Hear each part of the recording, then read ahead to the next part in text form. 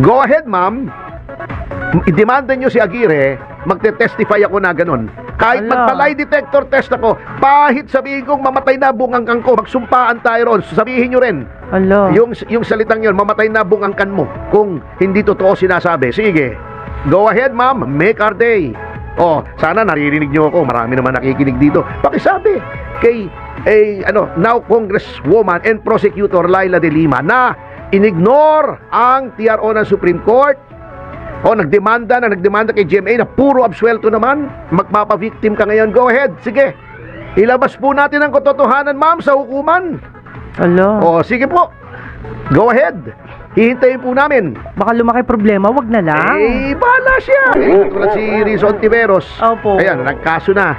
Sila pa mega na magkaso. Eto natatawa ko parang kinoach daw. Yung sinasabi niya, tinuruan daw yung mga witnesses. Yung parang ginagawa ba di umano ni Rizo Ontiveros yung sinasabi ng mga witnesses na sila daw ay tinuruan. Opo. Yun ang gustong ipalabas o palabasin ni De Lima. Okay. Alam mo, eto naghahamon na rin tayo. Hindi naman ako hindi ko naman hahamunin i-demanda tayo rito kasi madadamay siya Tony Rante. Hinahamon ko si siyempre, siya yung manager Hinahamon ko si Laila De Lima na i-demanda niya. Sino? Si Vitz Aguirre. Bakit? Kasi para lumabas ang katotohanan. Unang-una, ang lakas ng loob nitong si Laila De Lima na magdemanda na parang pa-victim siya. Sabi ko nga sa'yo teka muna, Miss De Lima, sinasabi mo malicious prosecution o wrongful prosecution ng gigipit. Hindi ba ikaw nagdemanda kay GMA ng electoral sabotage? Di ba? Noon, Oo. O ano nangyari? Di ba absuelto? O di wrongful prosecution ka rin? Hindi ba ikaw ang nagdemanda, nag-case development, no plunder kay Mrs. Arroyo? O ano? Wrongful prosecution ka rin? O absuelto hindi ba nung nag-TRO ang Korte Suprema, hindi mo sinunod? O di ba contempt of court ka dapat doon? May petisyon, hinihintay natin. O di ba? Di ba umamin ka that you violated the law by committing adultery? So wag ikaw ang po-fronts na magmamalinis. At sasabihin ikaw ay biktima ng biktima ka rin Ilan ang pinersecute mo noong panahon ni Noynoy? Yung mga kalaban sa politika, absuelto lahat. Ikaw ang nag-file lahat niyan. Di ba? Delikado. So wag kang ganyan, ma'am. Gawain mo yan wala naman nagdemanda sa'yo. Buti na lang mapagpatawad si Mrs. Arroyo. Nung sinasabi ko i-demanda ka, sabi wag na. Kasi gano'n na nga itsura, demanda mo pa. Kawawa naman. Grabe ka, Tony. Yung mukhang malungkot. Wala naman ako sinasabi. Sad siya.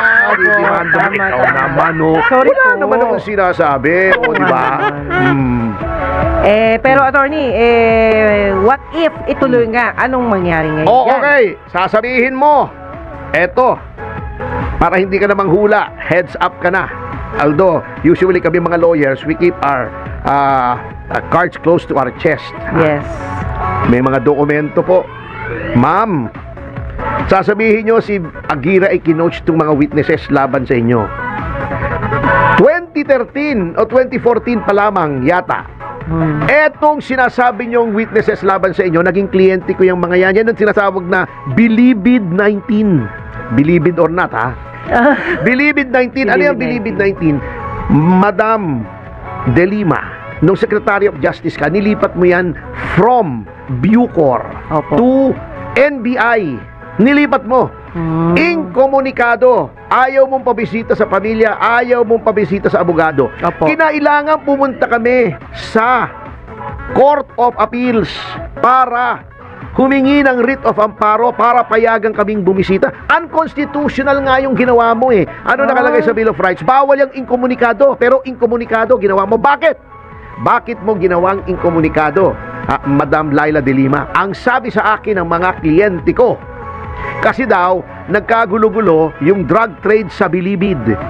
At nagkaroon ng power play, nilagay mo sila roon, kaya inkomunikado para hindi sila makapagsalita kahit kanino tungkol doon sa drug trade. 2013 o 2014 to, kukunin ko yung mga dokumento. Hala. Sila ay nagsalaysay na ikaw ay involved sa drug trade.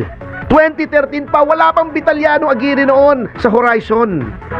Ang si Vitaliano Aguirre noon ay kilala lamang yung nagtakip ng tenga noong impeachment trial. Di ba? Wala pang Duterte noon. Mayor pa lang si Duterte noon. Hindi pa sumusulpot sa Horizon. Ha? Nagbabala ka palang mag-senador noon. Bago sasabihin mo, kaya ikaw ay nag-manufacture ng witnesses, this very same witnesses, ay dahil ikaw ay senador, kalaban mo si Duterte, si Aguirre ang may pakana ng witnesses na ito. Hindi po si Aguirre. Witnesses na to. Yun na ang sinasabi nitong mga ito laban sa'yo. 2013 o 2014 pa lamang. Real talk yan. Yes! Hindi ka pa, siguro nag-entertain ka na mag-senador pero hindi mo pa ina-announce ni hindi pa kilala kundi sa Davao si Duterte. Wala pang Justice Secretary Vitaliano Aguirre. Iyan ang sinasabi ng mga witnesses na yan at meron po tayong mga salaysay. Opo. Okay. Sa akin po sinabi yan. Wala pa po akong pakialam kay Duterte. Wala pa akong pakialam na senador kayo at kalaban nyo si Duterte. Wala pang Vitaliano Aguirre. Iyan ang sinasabi ng mga yan. Kung merong nag-coach at nag-pressure sa mga bumaliktad na witnesses, eh hindi po kami. Kasi consistent po sila. Nag-iba lamang sila nung nagkakaso na at nawala na si Duterte at naging si Pangulong Bongbong Marcos na ang Pangulo. Oh. Wala na kaming capacity mag-coach noon. Number 2, noon pong yan ay nagsalaysay, vinidyo po yan. Sino nag-video dyan? Public Attorney's Office, hindi kami.